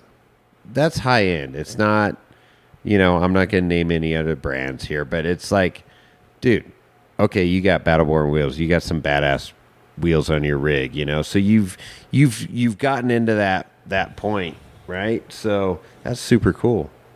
What are you gonna say, Chris? I'm just saying, obviously there's some Ultra 4 teams that are running your wheels, and when you're on the lake bed and those cars take a beating, and the tires and wheels, the ultimate test of off-roading. The ultimate test. And you never hear about failures. You never hear about wheel failures from your company. So Sure. And that's been awesome. So like as of like KOH 24, I signed with Tom Ways. Yeah. Who beats up his shit. Yeah. We specially designed a new KOH race spec style wheel, Ultra 4 style wheel, with him, and got those on his car. Learned a ton, because that guy breaks stuff. He likes to run hard. Yeah. So who's better to test your stuff? That's an understatement. Right? So we're already into a design phase on Gen 2, and it's badass, dude. Like, we got some cool stuff coming down the pipe. So, and then you friend of our podcast, Eric Wicks, you designed specialty wheels for his brand new Get Bent fab car that's going to debut here in a couple months. I know it just went to wiring here this week. He was hoping to have it at KOH 2025. It didn't work out. Hindsight, good deal, because now he's going to have time to get some seat time behind that car before he hits KOH 2026. Right. Yeah, I think Vegas to Reno is. Yeah, Vegas to Reno is his first goal race. For his first race. Yeah, so super excited to see that thing. It's a spaceship. It is a fucking spaceship. Oh my god, he's got everything on it, dude. Like, it's so cool. It is amazing. It's gonna, yeah. I hope he does well at KOH, because that is a nice car, man. Yeah, for sure. I'm excited to be working with him. He just came down and got some wheels for his son's Tacoma, actually. Oh, okay. Because we do make affordable wheels as well, right? We make affordable wheels. We're not just high end. I'm trying to make affordable wheels for everybody too. Right. But it's actually a different ball game than making high end wheels. But yes. No, Eric is great. I mean, local guy to us. He's in the Truckee area. Sure. He's got the same desire to go win KOH, and I'm excited to see that happen. Yeah, that's cool. I know he was when he called me up and goes, yeah, I'm getting some custom wheels made from Battleborn. I go, no shit. I go, and that was kind of I wanted to interview you before, but it was like the impetus. I'm like, okay, I got to find out who this Battleborn wheel guy is, and he's right here in Carson. He's local and stuff. So we went down there and picked up the wheels that you had made for his spaceship. car, and I was like, oh, this is fucking badass. And then so we developed a little bit of a relationship, and then to circle back here, just a couple weeks ago, doing that Onyx, meet and greet day and seeing the second CNC in your shop. I just love to see the growth and success. So that's cool, man. I can't wait to see, Eric put those wheels to the test. Yeah, for sure. Yeah, it's been a journey and I appreciate it. Excited with KOH and Ultra 4 scene because having those guys test our forged wheels at that level, we're able to bring all that knowledge into like a daily driver series wheel. Sure. Right. So with the Gen 2 race wheel that we're making, we're actually working with I don't want to say too much, but we're working with another company to make sure everything fits their stuff. Got it. And we're going to make sure they fit like a new Ford Raptor. Like nice. You got like a Raptor R or something. Sure. You want some badass wheels for it. Like we can make it happen. Right? That's cool. So like these guys have these like Ranger Raptors and they're throwing 74 weld portals on them. Yeah. And they need wheels, right? Yep. So we're bringing all that technology into the daily driver market, and it's pretty cool stuff. So keep an eye out for that. Yeah, and that's a great point. I mean, and a lot of stuff, a lot of our high-end off-road parts have testing grounds from KOH, which is kind of cool, full circle. It's like, we talk about KOH and, toughest one-day race, off-road race and all that stuff. But it is, and it's cool that the manufacturers are embracing that and standing behind, like, and sponsoring different drivers to go see, hey, we're making a badass product. Okay, well, that's cool. Let's test it at KOH. Oh, yeah, and us as casual, everyday off-roaders, we're big fans of KOH. We see our drivers, running whatever they're running and kick ass. It's a great symbiotic relationship and to test the product and know, well, that's KOH proven. Oh, well, yeah, that's good in my freaking book. If it can last that hardcore, race where, 65% of the vehicles are crapping out for whatever reason, right. Maybe a 10 cent fuse part, whatever, or is it a driveline, a wheel, or whatever that crap. I mean, you're testing your equipment, and it's cool to see, that. And then on the other side of that, that fucking wheel made it across the finish line, with a flat tire or whatever it is. It's the ultimate test, and it's cool to see. Oh, absolutely. I mean, racing has always been a research ground or a proving ground for technology, whether it's Ultra 4, Indy, Formula One, NASCAR, whatever. I mean, a lot of stuff starts out in that level, and then it trickles down into the mainstream, if you will. So, well, that's cool that you've got mainstream stuff. Now, you talked about Ford Raptors and stuff. Are we talking wheels for a TRX? Let's talk about Ram. No, we don't need to talk about. Oh yeah, Ram. we do. That doesn't count. Last I heard, the TRX is dead. This is a harsh crowd, so man. Good. But they are coming out with a new truck. Yeah. I was actually talking to Don Radke. He's a manager over there. They're bringing, I think they're spending more money, like Stellantis. They're bringing back V8s. They're going back into that realm. Yeah, so I think it's funny to see these OEMs kind of backpedaling because no one wants this electric stuff. Yeah. And with the regulations being pulled off and the incentives, it's like, we need to make combustion engines. This stuff's not ready. Let the us market. Americans want horsepower. Well, we want V8 noises. I mean, the Hellcat engine is it sounds so sweet, and I mean, the idea of Stellantis or whatever company they call themselves, Ram, Dodge, Chrysler, whatever. Whoever owns them this week. But, whoever owns them. But I mean, the idea of a 700 horsepower freaking truck with a V8 in it, blasting it down, whether it's pavement or forest roads or even in the desert. I don't think the TRX is, at the same level suspension-wise as the Raptor is, but, that's still, man, I've heard a couple of them on the street, and they sound sick. No, I love it. Get the OEM let them do as craziest stuff as they want to do because it's great for the aftermarket. It's great for our Makes industry. it great for us. I mean, yes. look at our industry after the JK came out. Right. I mean, pre-JK, no one was into this stuff. I mean, you're just driving fire roads and doing stuff like that. Sure. Now it's way more accessible. You can bring your family. I mean, it opens up like all that off-roading and adventure for just normal people, right? So I love it. So Well, I mean, yeah. I mean, thinking about Jeeps, and I know you're a big Jeep guy. I mean, it's just big Jeep guy. it's gotten crazy. The right podcast. I mean, Jeeps back in the early days were utility vehicles, very utilitarian, very basic, and now they're luxury vehicles in their own right. I mean, you can get them with power seats, power windows, leather, heated on seats. 40s. Yeah, I mean, it's really crazy the way things have gone. They no longer cost $10,000. They're 50, 60, 70, 80. If you get the ones with the 392 in them, I mean, over $100,000. Yeah, it is a problem, right? It is a problem. It is a problem. I mean, I got a new Jeep outside, a very stock Gladiator. Yeah, so let's talk about this new project that you're building up. Uh-oh. Wife's like, uh-oh. got facial expressions. Here we go. Yeah, it's a sore subject with my wife. Oh, sorry. Cover your ears. Earmuffs. I call it marketing as a line item. Yeah, absolutely. So That's a good way to spin it. she doesn't think it's very fair, but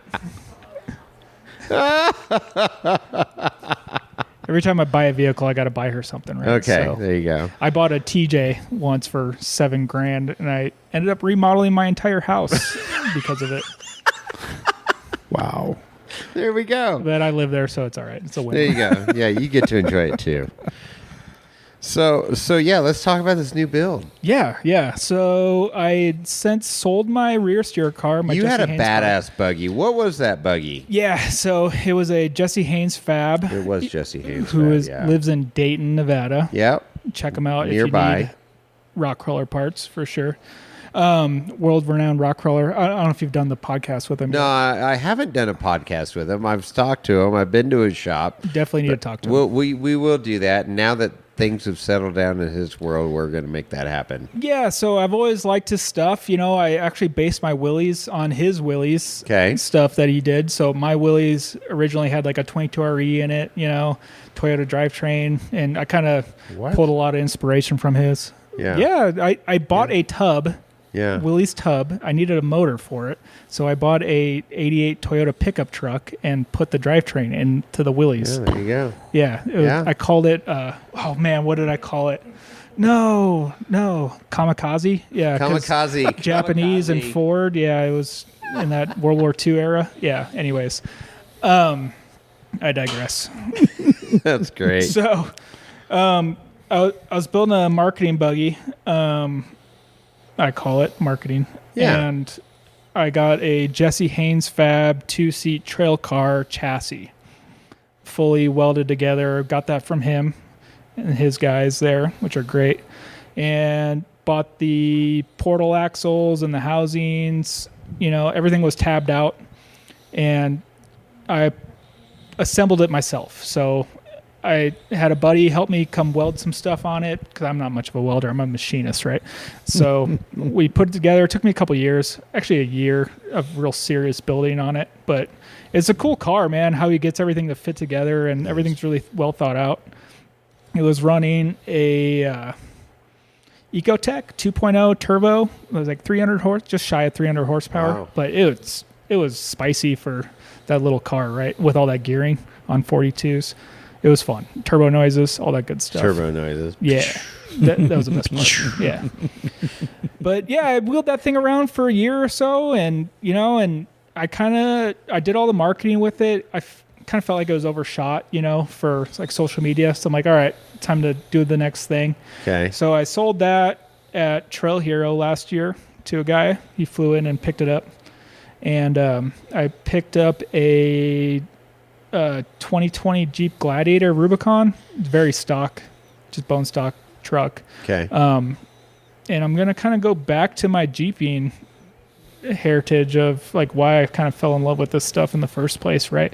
So that's the plan. I'm going to build that thing up and do some overlanding expos and all rooftop 10 or anything? I mean, if GFC is listening, yeah, looking for a sponsor.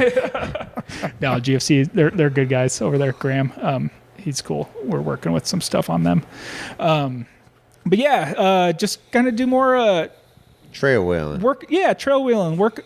And meeting the Onyx guy kind of inspired me to kind of look up some trails and stuff and actually do trail rides and stuff like that. Go find some hot springs. Sure. Take the family out, kind of jeeping stuff, Rubicon trips. We call it rock landing. So it's like that. Yeah, it's not as gay as overlanding. I shouldn't say that. Wow, I shouldn't say that. We shouldn't say that. Edit that out. But no, it's just it's hardcore. I mean, but yeah, don't get me wrong. It's going to have 40s. And it's going to be badass. Yeah. And you just got so when we were down there for the Onyx deal, I saw a sexy wooden box in your shop, and we looked at that together. What do you got? Yeah, so I hit up Dynatrack. Oh. I hit up Dynatrack and told them what I was working on, and so we got some axles for the Gladiator. Got a 60-80 combo. Oh, yeah. 72.5-inch wide. Yes. So get the wider track. Here we go, wider Chris. track and axles. What does that mean? What does that mean, Chris? Less offset. There you go. More offset. Oh, more offset. Need more cowbell. More offset. More high offset. We like high offset. Because it gets those tires, the wheels and tires back pulled in.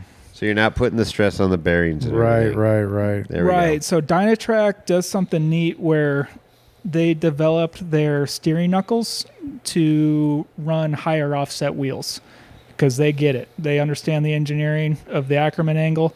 And so I'm going to run a 5.5 backspace, also known as a plus 13 offset on our forged wheels. So I can suck those wheels back in over the knuckle. Nice. Right? So, but yeah, without getting too nitty gritty in the details, but yeah, building that Jeep and then working with Phil Licardi at Liberty Mountain Fab. Liberty Mountain Fab, another local. Yeah, get some shocks through him. He's going to be on our podcast too. I was just talking to him a week and a half ago at Tom Lou's birthday party bash. Shit show. Yeah, it's really a shit show. Yeah, so I call it high-speed camping. We're going to go do high-speed camping. Yeah. That's a good way to put it. So do that. 40s, forged bead locks, all the good stuff on Right on. That's cool.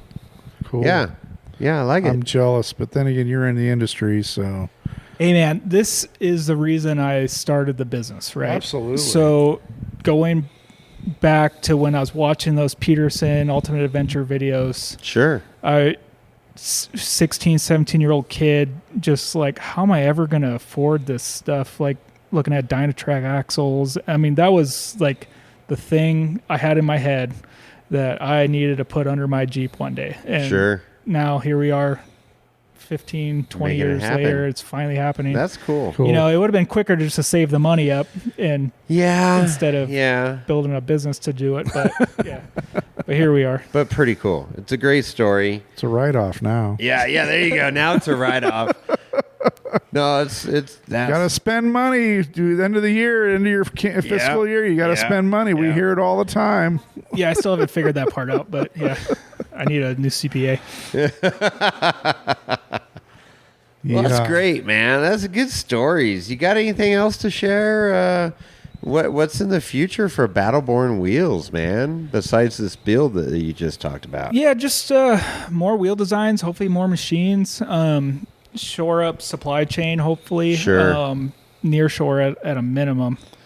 You know, that's the biggest thing right now. The whole tariff and trade war stuff has definitely thrown a wrench in the things, but we'll get through it like we do everything. I mean, COVID happened and we got through that. Yeah, and we came out COVID stronger. was, I mean, I know, or at least I'm going to say, looking back in the crystal ball or whatever, like years from now, we're going to look back. COVID was the biggest atrocity, going on business-wise and stuff, and it's like, and now the truth's coming out about all that, but we won't get too political, but it's like, even me as a hardcore Republican's going, oh shit, this is it's really happening right now, but it needs a reset.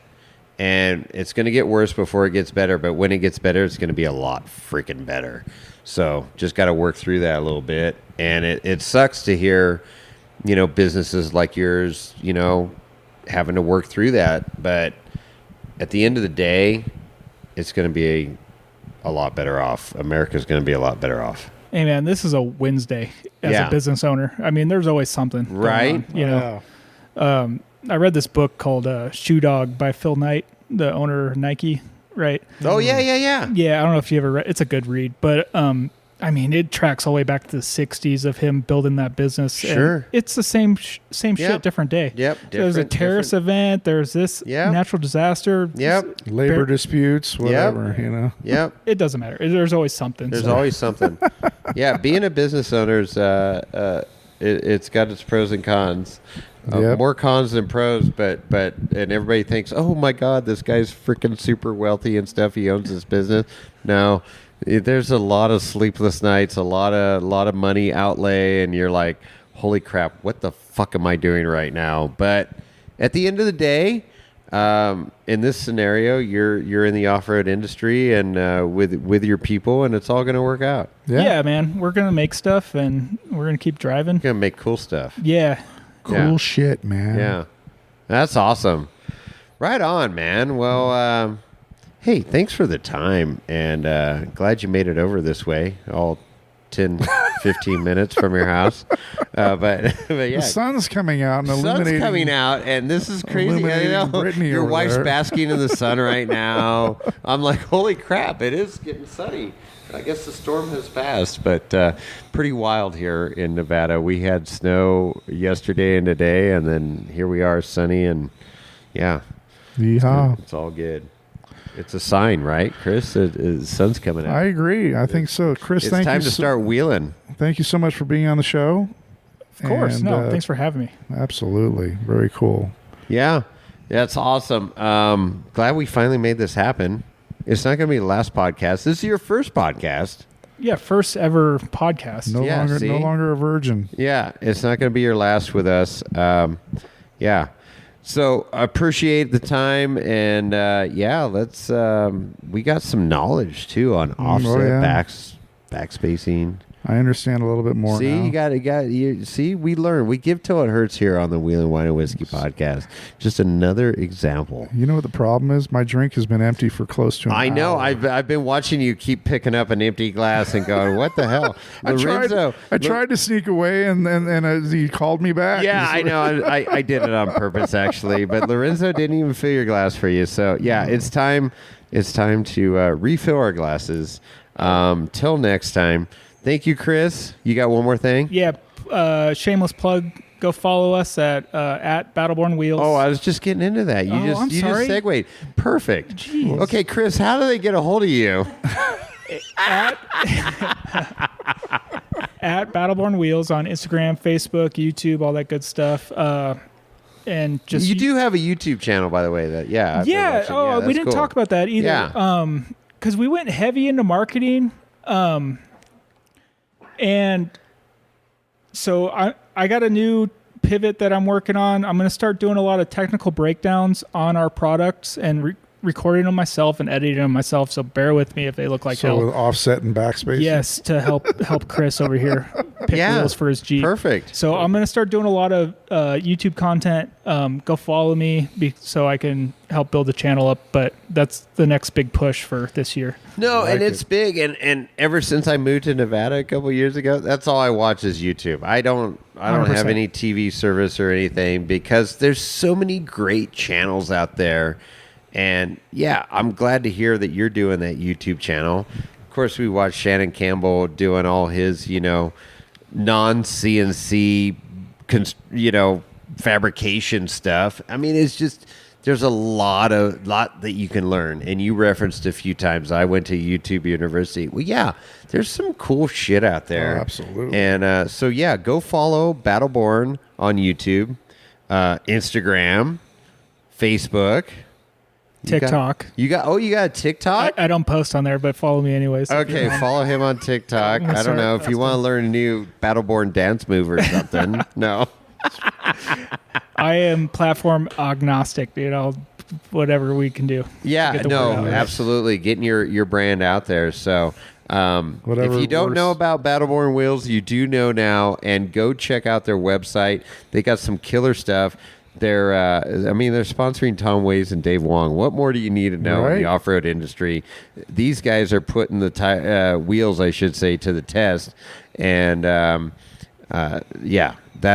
freaking cool, man. I love to see it grow, and I know we're going to have a conversation a year from now and have a totally different conversation of how things have blown up. So evolved. Yeah. Sweet. Sure. Good stuff, man. Chris, how do they get a hold of us? Oh, there's so many ways, but we do not have a TikTok, so we don't have TikTok. You don't want to see Chris dancing. or YouTube, but you can email Jason at wheelingwineandwhiskey.com or me, Chris at wheelingwineandwhiskey.com. You can also catch us on the Instagram at wheelingwineandwhiskey. Don't forget about our website, wheelingwineandwhiskey.com, where you can see all of our past episodes, and there's a link to our merch, and we'll have a big update on the merch come up in a future, very soon future episode. It's like seconds away.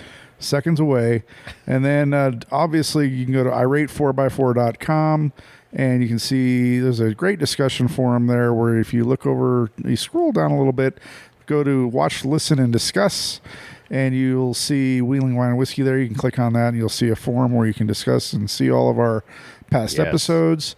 And on the right side of the screen is a way for you to support the show directly.